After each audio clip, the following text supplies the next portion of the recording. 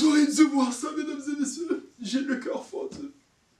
Aujourd'hui même, oui, aujourd'hui même, je vous dis, j'ai vu un enfant jouer avec un de mes émotions. Il disait que c'est un avion, mais nous savons tous entre nous que c'est un appareil non motorisé pour voler. Mais moi, je ne comprends pas.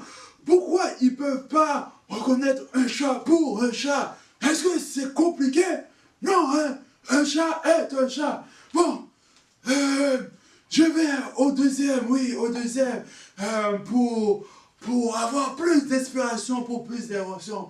Oui, au deuxième, c'est, oh, très bonne idée, plus d'inspiration. Oui, oh. Bonjour, c'est moi, Mika. J'espère que tu te souviens de mon nom, hein? Et j'espère aussi que tu as fait plein d'avions en papier. Et bien sûr, tu as fait le mien, qui était meilleur. Mais bon, Fuzzy et moi, on était super contents que tu puisses t'ajouter à la liste des assistants. Et on espère aussi que tu as invité des amis. Si tu n'en as pas invité, c'est pas grave. Il n'est pas trop tard pour le faire. Alors, est-ce que ça t'arrive de passer une très mauvaise journée et après ça, tu te sens de très très mauvaise humeur, tu as des pensées très mauvaises et en plus tu as envie de faire des choses mauvaises? Eh bien, on va voir si le 2 Corinthiens 5, verset 17 peut nous aider avec ça. T'en rappelles-tu? Dis-le avec moi. Si quelqu'un est en Christ, il est une nouvelle créature. Les choses anciennes sont passées, voici toutes choses sont devenues nouvelles. Alors, si tu as une nouvelle vie et que tu es devenu une nouvelle personne, comme le dit le verset, bien sûr, Dieu veut aussi que tu grandisses pour ressembler à Jésus. Alors, il remplit ta vie d'amour et de bonté et pour que tu puisses la montrer aux autres, pour que tu puisses montrer aux autres ce qu'il a fait dans ta vie. Alors, si tu as mis ta confiance en Jésus et que tu l'as accepté comme ton sauveur du péché, l'Esprit de Dieu vit en toi. Et maintenant, il te donne une nouvelle attitude et il te montre comment avoir une nouvelle attitude. Lisons notre panneau de la vérité au complet. Okay? Alors, ça dit, Dieu te donne une nouvelle attitude qui te permet de montrer son amour aux autres. Bon, j'ai vraiment hâte de passer une belle semaine avec toi. Alors, on va se revoir bientôt à la télé de Fuzzy Week. Bye!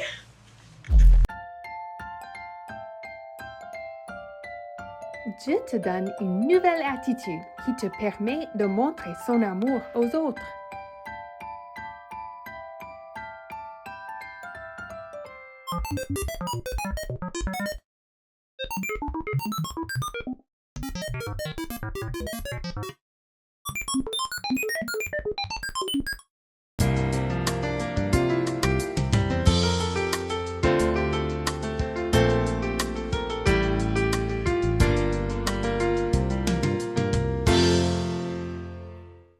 Une nouvelle élève du nom de Cynthia s'assoit en classe.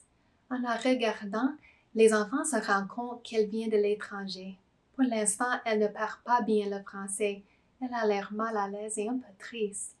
La professeure dit à la classe, « Ouvrez vos trousses et sortez un crayon et une règle. » Mais Cynthia n'a qu'un stylo dans sa petite trousse. Comment pourra-t-elle faire l'exercice? Les enfants autour d'elle s'en aperçoivent et chuchotent entre eux. Puis il se passe une chose étonnante. « Cynthia, dit un enfant, tiens, prends ma règle, j'en ai 2. Et moi, j'ai 2 gommes, je t'en donne la plus grande, ajoute un autre. Puis un crayon disponible circule de table en table jusqu'à Cynthia. Après quelques instants, elle a une trousse bien garnie. Elle affiche un grand sourire en voyant la gentillesse des autres enfants. La professeure a félicité toute la classe pour avoir fait preuve d'une grande solidarité. Les élèves ont su bien accueillir leurs nouvelles camarades. Mais la Bible raconte qu'à Jérusalem, les premiers chrétiens étaient aussi très solidaires les uns des autres. Depuis quelques semaines maintenant, dans l'atelier de Fuzzy, nous racontons plusieurs histoires du livre des Actes des Apôtres. Les apôtres étaient les premiers disciples de Jésus. Ils avaient un rôle spécial parce qu'ils ont été formés par Jésus. Dans le chapitre 4, la Bible dit « La foule des croyants est très unie par le cœur et par l'esprit. Cette foule des croyants formait la toute première Église. Révisons un peu ce que Dieu a fait au début de son Église. Je vais te montrer des images. Chaque image rappelle une partie de l'histoire de l'Église. Et si tu regardes cette vidéo avec quelqu'un d'autre, vous pouvez réviser ensemble.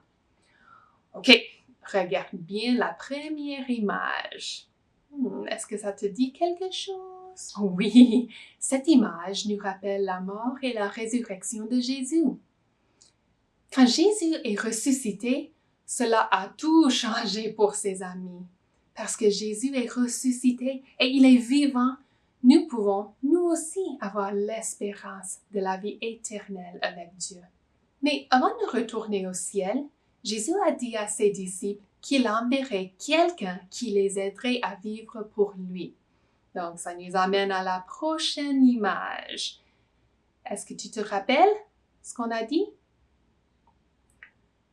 Oui, le Saint-Esprit a descendu sur les disciples. Il habite maintenant en tous qui ont cru en Jésus comme sauveur. Il est notre aide, notre consolateur, notre guide et notre force. Dans ce début de l'Église, Dieu utilisait des miracles pour montrer aux gens sa puissance et pour montrer la véracité de la bonne nouvelle.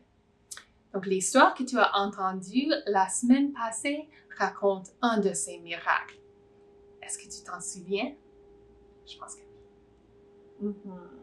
C'est ça. Pierre et Jean, Dieu les a utilisés pour guérir un homme infirme. Et voyant ce miracle et entendant la bonne nouvelle de Jésus, beaucoup ont cru en Jésus ce jour-là. Bravo, je sais que tu t'es très bien souvenu de toutes ces histoires. Si nous continuons dans le chapitre 4 du livre des Actes, qu'est-ce que ça dit?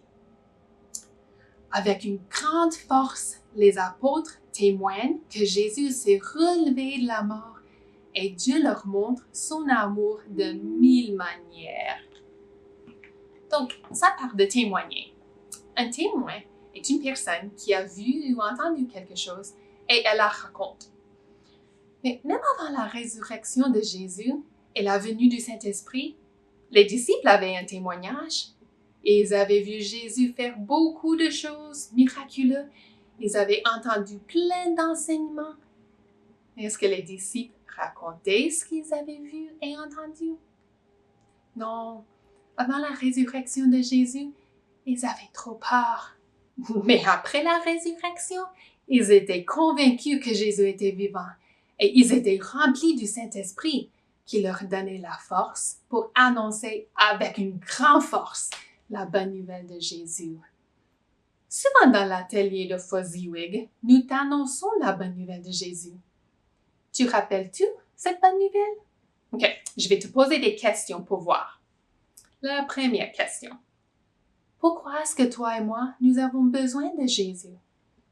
Oui, notre péché nous sépare de Dieu, maintenant et pour toujours. Mais à cause de son immense et grand amour pour nous, Dieu avait un plan pour nous sauver. Quel était ce plan? Son plan, c'était d'envoyer son Fils Jésus. La Bible dit, « Voici comment Dieu a prouvé son amour pour nous. Le Christ est mort pour nous, et pourtant, nous étions encore pécheurs. Dieu a prouvé son amour en envoyant son Fils Jésus. Et puis Jésus a prouvé son amour pour nous quand il a accepté de souffrir et de mourir sur la croix. C'est le plan de Dieu pour nous sauver. Toi et moi, nous pouvons être pardonnés de notre péché pour ne plus être séparés de lui. J'ai mis ma confiance en Jésus. Quand j'étais petite, j'ai dit à Dieu que je regrettais d'avoir fait des péchés, que je croyais que Jésus est mort pour moi, pour mes péchés à ma place. Je lui ai demandé de me pardonner et il l'a fait, il m'a sauvée. Il veut te sauver toi aussi.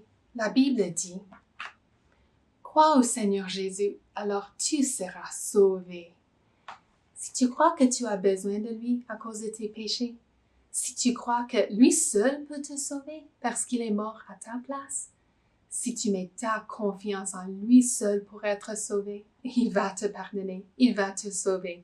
C'est promis. Et cette bonne nouvelle est pour chaque personne. Et c'est pour cette raison que les disciples témoignaient avec une grande force que Jésus est ressuscité. Et la Bible dit que chaque jour, le Seigneur ajoutait à leur communauté ceux qui étaient sauvés. Beaucoup croyaient en Jésus. C'est sûr que le message des disciples était puissant et changeait des vies. Mais la Bible nous parle d'une autre chose qui a rendu témoignage à l'amour de Dieu. Qu'est-ce que ça dit?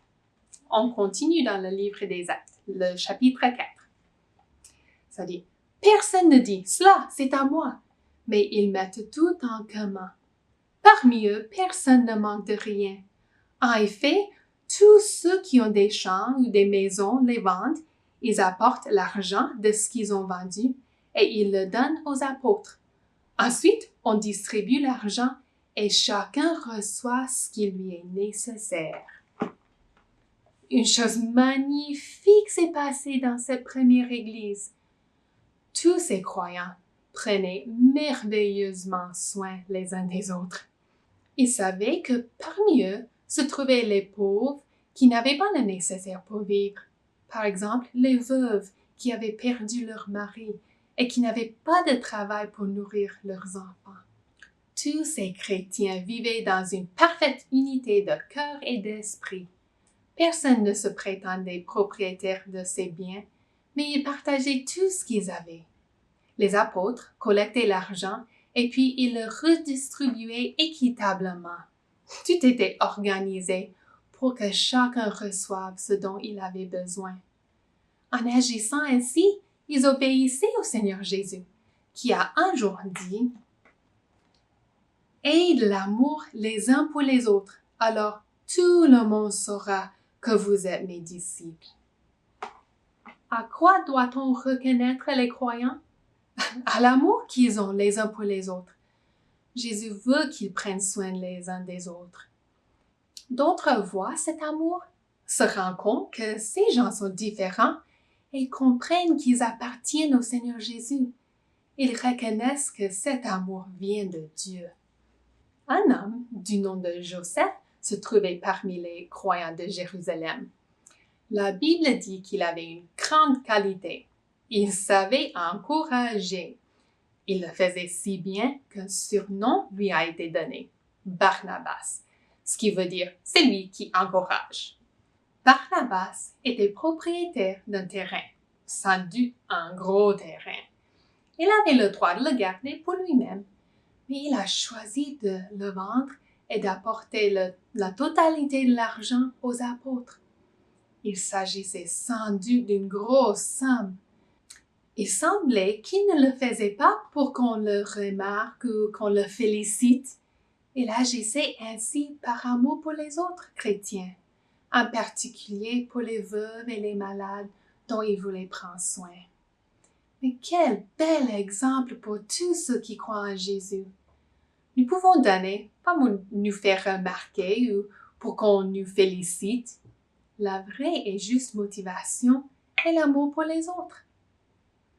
Compte sur l'Esprit de Dieu qui habite en toi pour te remplir de cet amour. Lisons ensemble notre vérité pour cette semaine. Dieu te donne une nouvelle attitude qui te permet de montrer son amour aux autres. Nous pouvons utiliser 3 mots qui commencent par la lettre A pour nous aider à nous souvenir comment montrer l'amour de Dieu aux autres. Le premier mot est arrête. Tu peux arrêter de penser juste à toi. Et tu peux demander à Dieu de te montrer ce que tu pourrais faire pour manifester son amour à quelqu'un. Le deuxième mot est aperçois. Et Sylviane, elle va expliquer cette partie. Ça commence souvent par nos yeux et par nos oreilles. Nous devons être capables de voir les autres autour de nous et prendre le temps de les écouter pour mieux les comprendre et les aider. Toi et moi, on est souvent trop occupés pour remarquer ce que les autres vivent. Mais si nous voulons développer l'amour et la bonté, nous devons être attentifs aux besoins des autres. Tu peux prier Dieu de t'aider à penser aux intérêts des autres. Tu peux lui demander de te montrer comment tu pourrais les aider. Dieu veut se servir de ta personnalité, des dons et des talents qu'il t'a donnés pour aider et encourager les autres. C'est ainsi que tu vas pouvoir manifester son amour autour de toi. Et le troisième mot est agis. Quand tu agis et tu montres l'amour de Dieu aux autres avec une bonne attitude, ça rend témoignage à l'amour de Dieu. Nous allons te donner beaucoup d'exemples des moments où tu peux montrer l'amour de Dieu aux autres. Sois aux aguets pour découvrir ces exemples. Puis agis. Tu peux faire une chose dont on parle, ou bien peut-être que Dieu va te montrer d'autres façons pour montrer son amour aux autres. Mais est-ce que Dieu te laisse en disant « Débrouille-toi tout seul, bonne chance ». Mais non, si tu as cru en Jésus comme sauveur, son esprit habite en toi. Quand ça ne te tente pas de montrer l'amour de Dieu, dis ça à Dieu. Demande-lui de changer ton attitude et de t'aider à montrer son amour aux autres. Dans la toute première Église, les premiers chrétiens étaient très solidaires les uns des autres. Ils s'encourageaient et prenaient bien soin les uns des autres. C'est beau ça. Et toi? Pouvais-tu t'imaginer dans une situation comme Cynthia? Comment te sentirais-tu après une telle gentillesse? Dieu veut t'utiliser comme ça. Es-tu prêt à laisser Dieu t'aider à le faire? Dieu te donne une nouvelle attitude qui te permet de montrer son amour aux autres.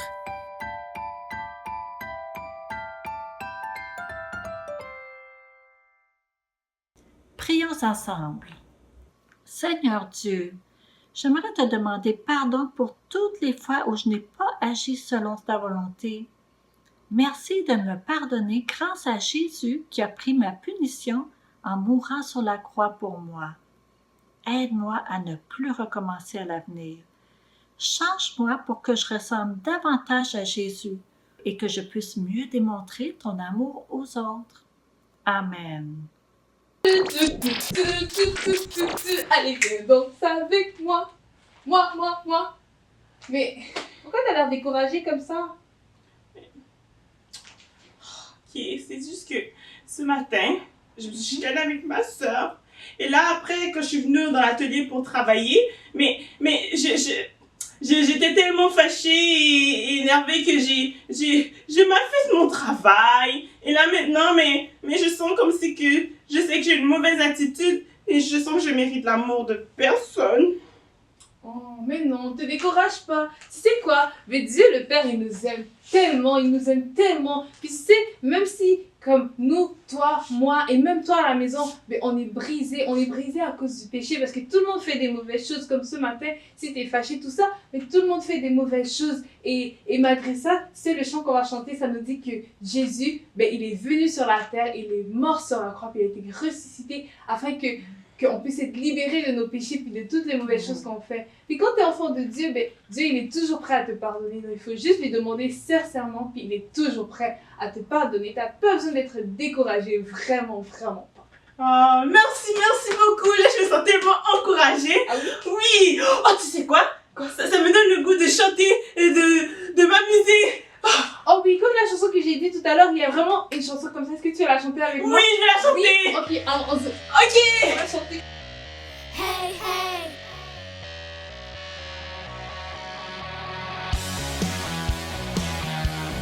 Hey, hey.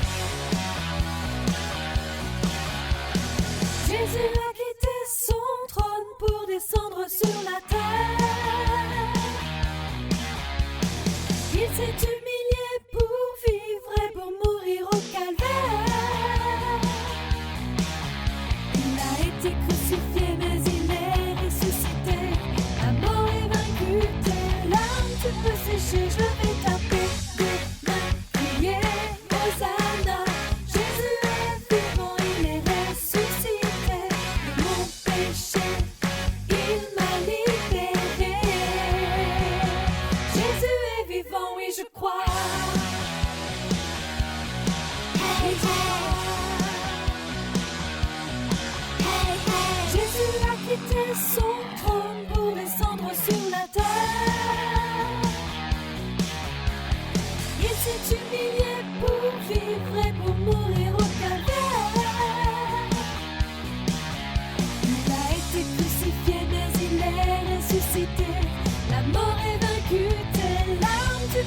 cherche, je vais taper des mains, crier Hosanna.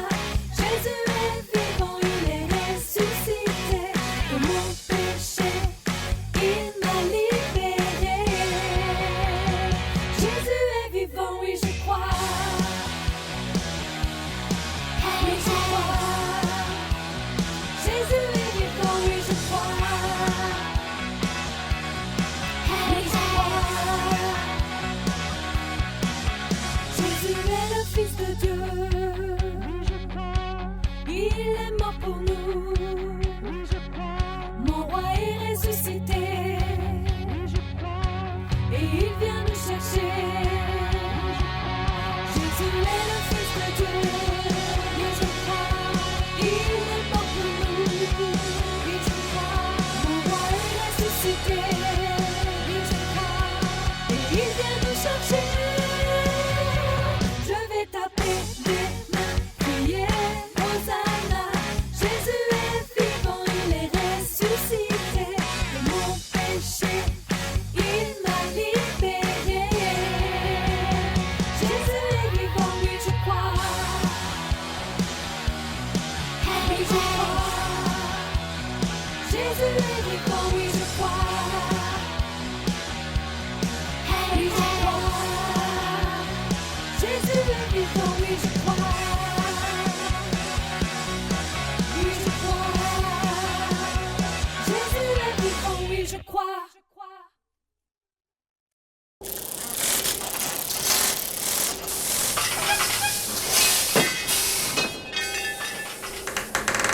Salut les amis! Cette semaine, j'ai passé mon temps à Winnipeg. Alors, je vais devoir travailler avec M. Fuzzywick à travers le TV-Week.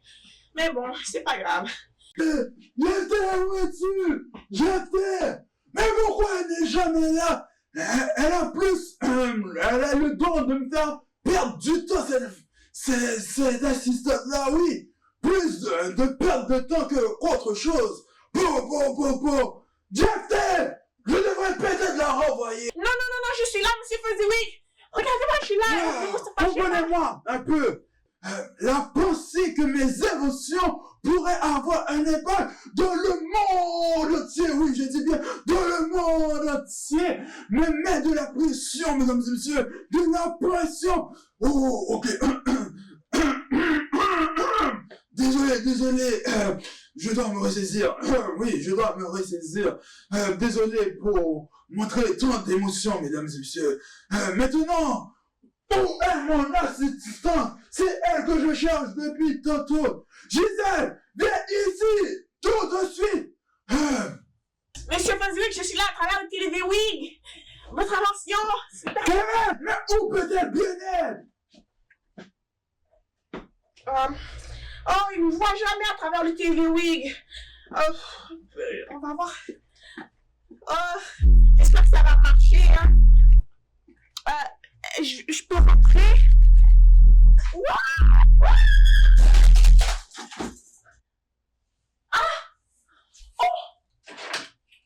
Je suis dans l'atelier! J'ai réussi!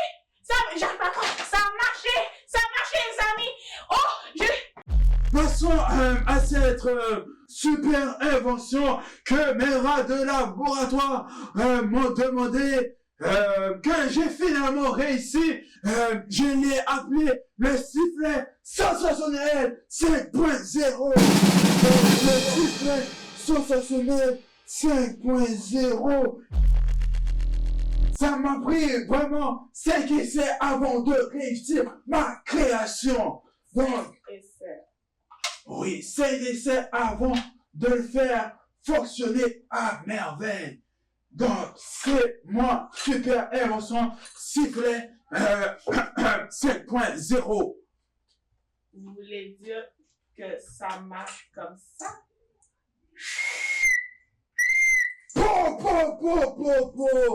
Voilà, quand tu travailles avec un génie comme moi, on voit que mon transfert de génie se fait bien, que tu es bien influencé par mon intelligence. C'est bien, tu es brillant, Frankie. Mais Ah. en fait, C'est juste. De toute façon, comme je disais, cet appareil va révolutionner, je dis bien révolutionner l'interaction humaine. Oui, l'interaction humaine. As-tu déjà voyagé dans un autre pays où tu n'étais pas capable de communiquer avec les gens qui t'entouraient? Eh bien voilà, tu n'auras plus jamais ce problème car tu auras cet appareil à portée de main et partout où tu iras, tu auras juste à souffler dedans et tu pourras sans problème communiquer avec les autres personnes. Eh oui. Amina, est-ce que tu sais comment parler allemand? Moi? Oui. Eh ben moi, je peux te dire que avec cet appareil, tu pourras parler. Moi, je sais déjà parler couramment l'allemand. C'est pour ça que je vais utiliser ce sifflet sensationnel 5.0 pour te parler en allemand. Et toi, tu vas devoir me répondre. Est-ce que ça te va? Oui, ça va. Oh, ok. Bon, voici ce que je vais te dire.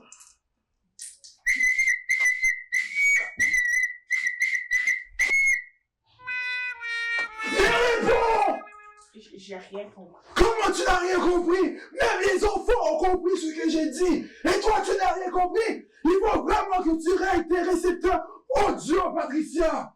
Mais c'était pas de l'allemand, c'était juste du n'importe quoi. Du n'importe quoi, tu dis? Pas du tout. Ce n'est pas du n'importe quoi. Mes inventions sont parfaites, tu m'entends? Parfaites, car je suis le grand, le magnifique, l'unique, le... Laisse-moi s'arrêter là, s'il vous plaît.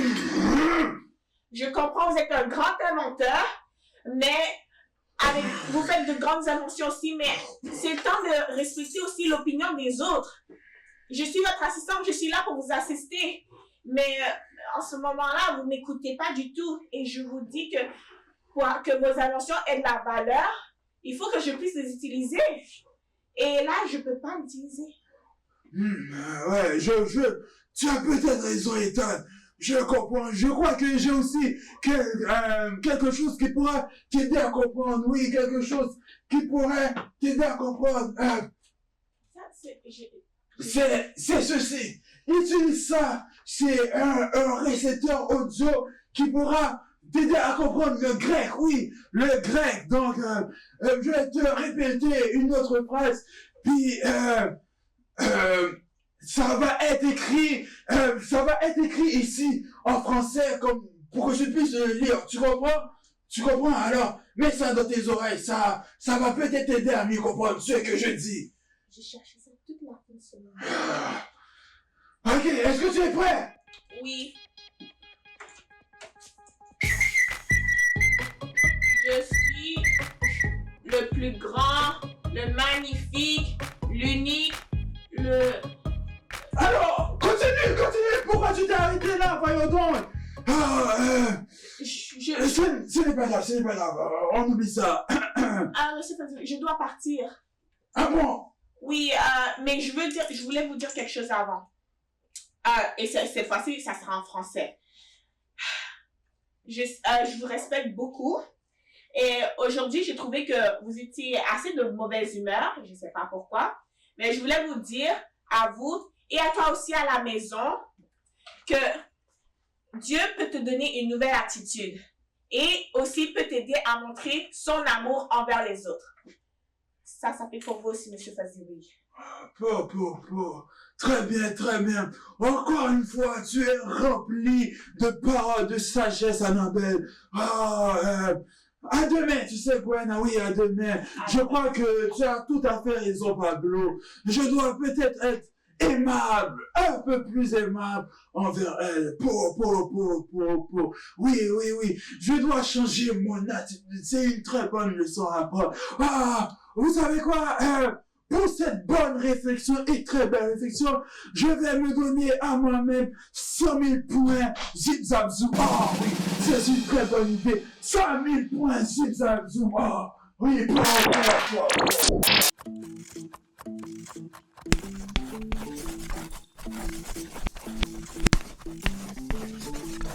Si tu as accepté le Seigneur Jésus comme ton sauveur, eh bien, le Saint-Esprit, il vit en toi. Il a déjà commencé son œuvre en toi pour que tu puisses ressembler de plus en plus au Seigneur Jésus-Christ. Malheureusement, il se peut que ça t'arrive d'avoir de mauvaises attitudes. Dis avec moi la vérité de la semaine. Dieu te donne une nouvelle aptitude qui te permet de montrer son amour aux autres. Bon, cette semaine, on va utiliser, attention, roulement de tambour, l'attitude, oui, oui, c'est un outil qui va nous permettre de déterminer comment on peut changer nos attitudes. Puis c'est comme un calculateur de bonnes et de mauvaises attitudes. Bon, ce que je vais faire, c'est que je vais te poser quelques questions, je vais dire quelques phrases, et c'est à toi de déterminer si c'est une bonne ou une mauvaise attitude. Est-ce que tu es prêt? Ok, allons-y. La première phrase, essaie de voir quelle est mon attitude. Aujourd'hui, là, moi, je ne pensais qu'à moi-même. Quelle est cette sorte d'attitude? Oui, c'est de l'égoïsme, une attitude égoïste. Mais je sais bien que Dieu, il n'aime pas cette attitude-là. Mais quelle attitude plaît à Dieu? Oui, Dieu, il aimerait que je sois humble, que je pense aux autres et que je leur montre son amour. Observe bien mon attitude cette fois-ci. Ouais,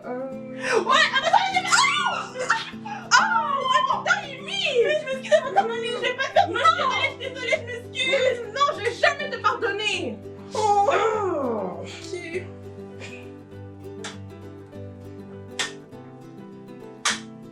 Mais, quelle était mon attitude cette fois-ci? Oui, hein? C'était de l'amertume. Mais je sais très bien que Dieu, il n'aime pas que j'ai cette attitude-là. Mais quelle attitude que tu penses que Dieu aimerait, que ça lui plairait? Oui, c'est ça, le pardon. Dieu, il aimerait que je lui demande de m'aider à pardonner. Observe mon attitude cette fois-ci. Oh! J'aurais tellement aimé que ma chambre soit beaucoup plus grande. J'aurais pu mettre un bureau ici. Oh, ma porte-carte de princesse, j'aurais pu mettre dans tel endroit. Oh, j'aurais pu mettre plein de lumières, de belles lumières qui auraient bien entouré ma chambre. Oh, c'est comme la chambre de mon amie, elle est tellement grande, elle peut faire tellement de choses dans sa chambre. J'aimerais tellement avoir ce qu'elle a. Mais quelle était cette attitude? Oui, c'était de la jalousie. Dieu, il n'aime pas cette attitude, n'est-ce pas? Mais quelle attitude plaît à Dieu? Oui, c'est ça, le contentement. Dieu, il aimerait que je sois contente et que je le remercie pour les choses qu'il m'a données. Bien, tu sais, est-ce que tu es capable de reconnaître quand ton attitude ziwig, eh bien, il te pointe vers le côté mauvaise attitude? Bien, parfois, bien, ce sont des sentiments que tu ressens, comme la colère, la méchanceté, la vengeance. Ou parfois même, c'est des punitions que tu reçois qui montrent que tu as une mauvaise attitude. Eh bien, quand tu reconnais que ton attitude est mauvaise, eh bien, tu peux demander à Dieu de t'aider. Il va t'aider, c'est sûr, et il va t'aider une attitude à la fois. Et peut-être que maintenant, ben, tu ne remarques pas vraiment de changement dans ta vie. Tu te dis, ben, j'ai l'impression que je fais encore et toujours des mauvaises choses. Eh bien, ne te laisse pas te décourager. Dieu, il est là pour toi et le Saint-Esprit, ben, il œuvre dans ta vie et tu peux le remercier pour la patience qu'il a envers toi. Bon, les amis, c'est temps de se quitter aujourd'hui. Bye!